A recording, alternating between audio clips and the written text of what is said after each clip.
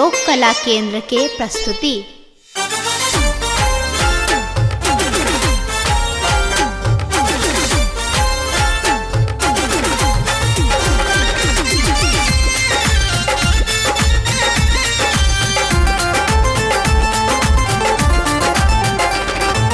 पहिरढ़ के अहाँ जे निकले छी फुलबाड़ी में, पहिरढ़ के अहाँ जे निकले छी फुलबाड़ी में। ये भौजी बड़े सुंदर लगे छी लाल साड़ी में, ये भौजी बड़े सुंदर लगे छी लाल साड़ी में। खेल करे छी पहिरढ़ के अहाँ जे निकले छी फुलबाड़ी में, पहिरढ़ के अहाँ जे निकले छी फुलबाड़ी में। ये भौजी बड़े सुंदर लगे छी लाल साड़ी में, ये भौजी बड़े सुंदर लगे छी लाल साड़ी में। ये भौजी बड़े सुंदर लगे छी लाल साड़ी में।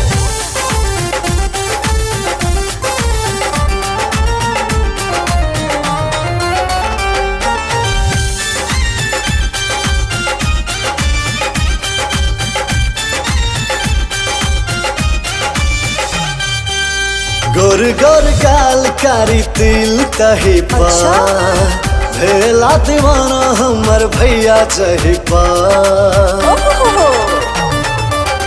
गोर गोर गाल कारी तिल तही पा, भेला दीवाना हमर भैया चही पा।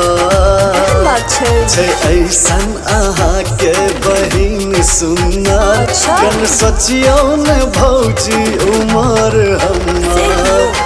केलन कमी विधाता कलाकारी में, केलन कमी विधाता कलाकारी में।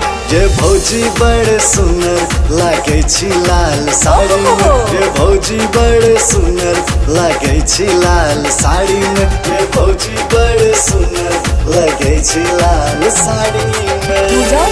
खेल करे छी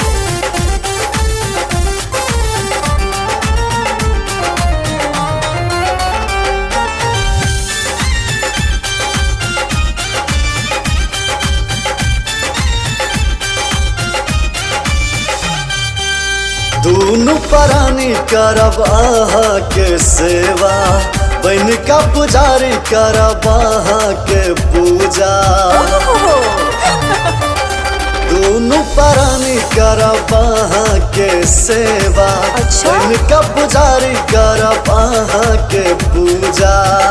6 लाख हजारों में हमर भौजी बुझू भावना और कहो हम करू ने अब दे रहा लग जाओ तैयारी में, करू ने अब दे रहा लग जाओ तैयारी में।